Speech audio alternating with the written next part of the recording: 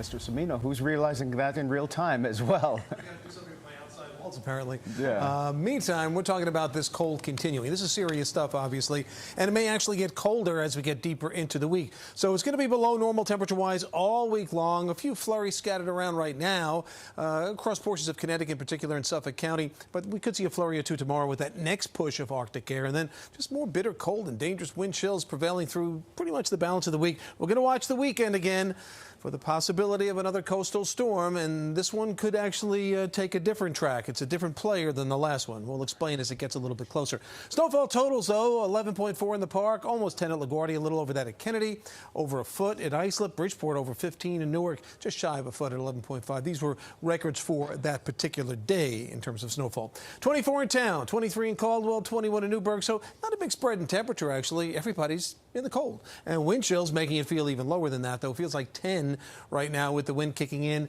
The Goose Egg in Monticello, 9 in Newburgh, 14 out in Brookhaven. But we're going to start putting minus signs in front of these wind chills as we get deeper into tonight. So this is the futurecast for wind chills.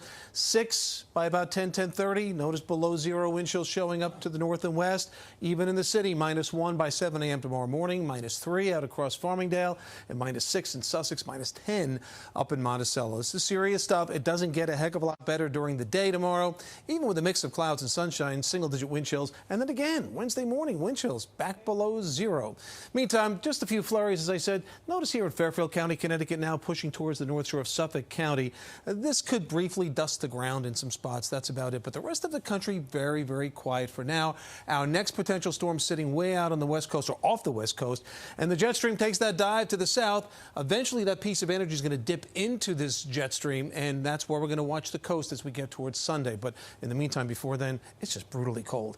11, that's it for the low tonight. Windy, very cold, wind chills below zero by morning. Weather alert days all week.